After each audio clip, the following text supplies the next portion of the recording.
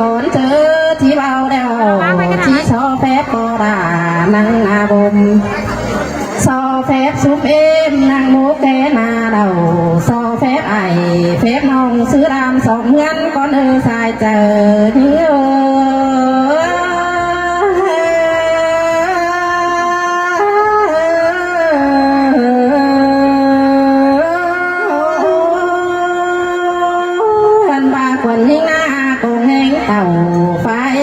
กินเคยออกมัง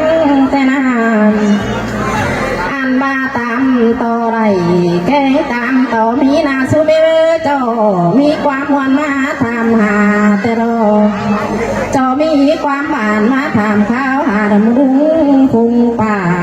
หามาดูหิงเต่าวันนี้จะบาความสั่งมาเดือปลาแม่เอ็มหาจิแมนดอราแม่นอหักเอ้ยสายแป้งเขาเอ้ยอันบาสุมีมือถ้าบาความตะตวงบุลาที่ไก่คนนี้นออันบามาตั้งหิดเดียวที่โซโต้ดวงหิดสีส่งคนนี้สุมีมือมาตั้งของเดียวดูเป้งจีโตดวงฟองสีผ่าอันบาจิโตตอนหนาตันตีตายก้อนเลือปอลาแม่เอ็มหา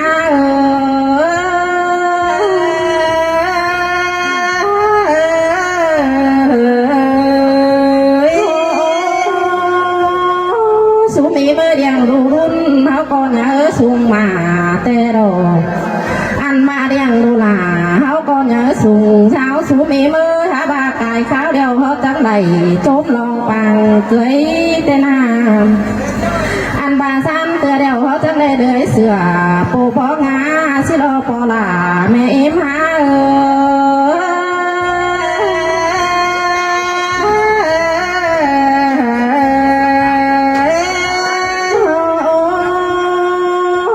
สุมีเมื่อสารหนังเขาจังได้บาแขนมาจมเปิดเตโรสามเตือเดียวรู้จังเป็นผู้คนจ้าต่างนำเจ้านายเตนาแม่นมาดูเอ็มนายเขาดีหูโผมัวเขาคอดก็น่าใจเจอล่ะเสยเสียงเป็นเล่ไปงาอันมาคอดปาตันจะเบ้าจังเมนความหลานเบาเดซุ่มเอ็มเอ้ยนออันดูเฮาหน้าจังเป็นสองดวงตั้มเนาะบานกูเอ็มแพงไอสิรอปอลาแม่เอ็มมา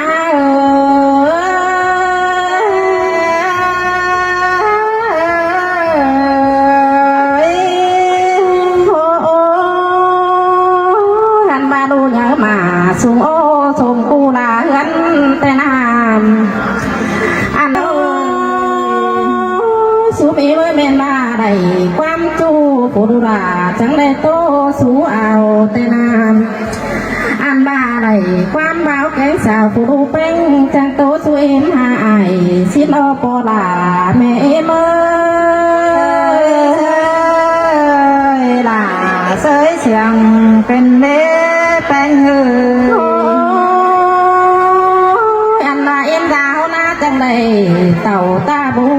เอาแดงไปตาให้เอาไหลเต่าตาใส่เอามานั่งเป่าเตนานอันมาจังได้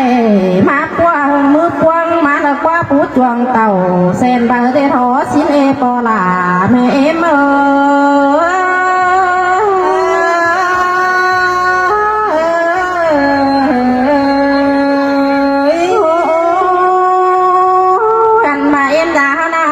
หอผู้น้อยมาฟ้าดอกว่าหอมาหน่อยมาใหม่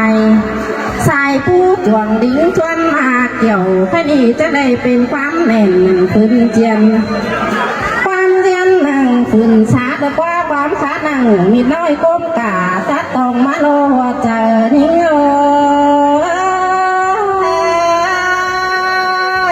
สิ้นเตรอลาหักเอ้ยสายเจอ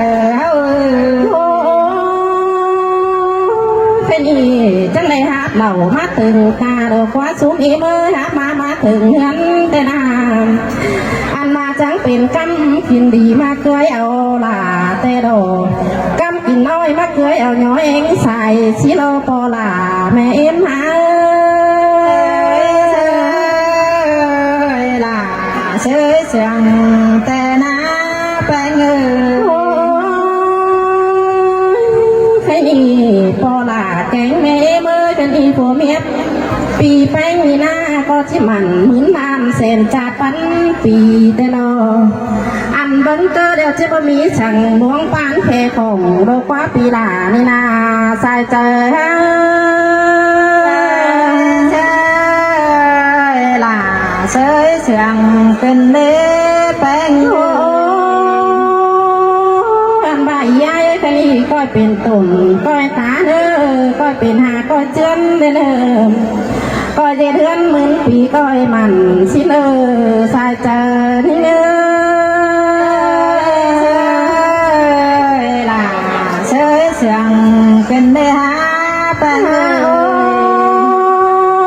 ยายจะก็เอ็มแกงไงส่งเฟื่องมีตีง้อยเจอได้เนออันมาเรื่องเจอวิ่งอ่านบ้านขวบได้เนอเนี่ยจวบหน้าเบี้ยให้ของหลวงปานเจอสังเนอปอลาแม่เอ็มหา